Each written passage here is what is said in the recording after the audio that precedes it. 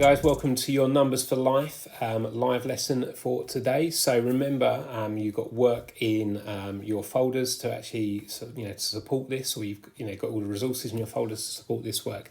Now, last week we gave you the task of creating a rain gauge. Okay, and as part of that, I actually gave you a little table for you to fill out as well. And the concept was, or the idea was, that you were going to fill out what was happening. Now, my class, or those of people who are in my class who are in school,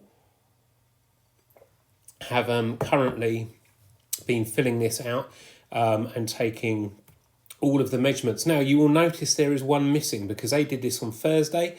So they've done Thursday, Friday, they've done Monday, they've done Tuesday.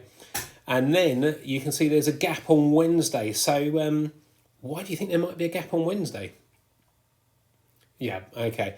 I'm actually filming this partway through the day, so I'm still waiting to find out the data, because obviously it's been doing quite a bit of raining out there. It looks like it's going to do some more raining, so they're not going to kind of take this measurement till towards the end of the day. And I've got a feeling there might actually be quite a lot of rain in there today. Will it be more or less than the highest amount of, that we had in there? I don't know whether it rained quite as much as it did on Thursday, but we will see. We will see. So anyway, you can see that there is some information on here. So the first question for you really is, what do you think would be the best way to represent this information so it's really nice and clear for us? Anyone got any ideas? Maybe if you've got someone next to you, you could sort of let them know what it is you think or how you think we could show this information. Okay.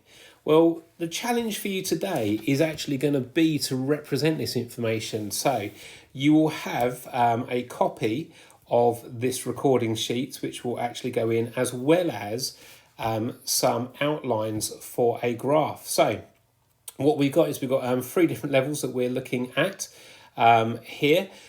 So this one here is to give you a chance to represent the information. Now you will see here that I have already filled out the scale on the side for you. Okay, and you can see it's like, every 3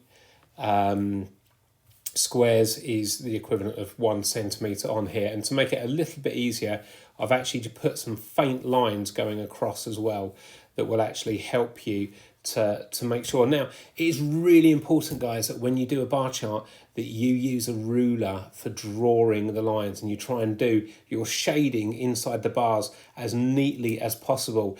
Other things that you're going to have to think about is actually, well, what am I going to label down the bottom here? We started with the class recording the information on Thursday.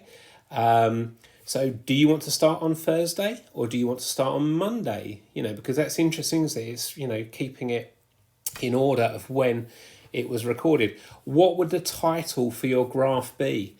And building upon that, so, the next group up, what we're looking at here is you can see that we haven't actually given you your scale on the side here.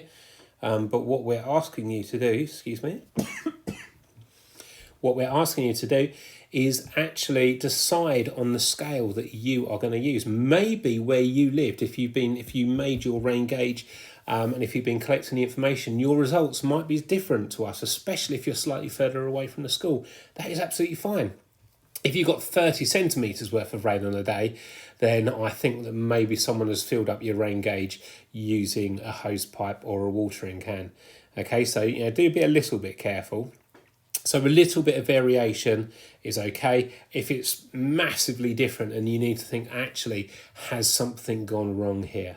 So, and then our last group here. So this is some work that you're doing. It's building upon work that you've already done earlier on in the week. So if you remember, we had this picture. We had to try and count the number of objects in it. And you were circling the correct number related to how many sort of spades you can see, how many buckets, how many seagulls. Now you can see we've started off and some of this has actually been done for you. So thank you to Chloe for that, for setting this sheet up for us. There are two, however, which are blank, and so they're for you to do. Now, you can either look back at the previous work that you did, or you could have a little go of trying to find it again on here and doing your pictures. So, what is a pictogram? So the other people have been doing a bar chart. Well, a pictogram uses pictures to represent either one or two. In this case, we're doing 1-to-1. So one picture represents one object, okay, that you can see in the picture.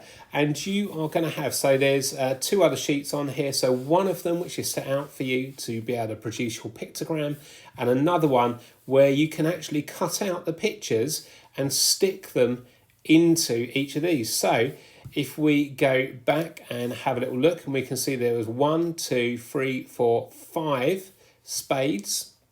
Okay, so we can cut out 1, 2, 3, 4, 5 of them, and you would stick them along here so that you've actually got 5 spades in this row here. Okay, now, so that's what we're looking to do for the numbers for life. I think it's a nice little activity for you, and it all kind of nicely fits in with our little theme of flow and water as well, doesn't it? Cool, so well done guys, and I will see you later on.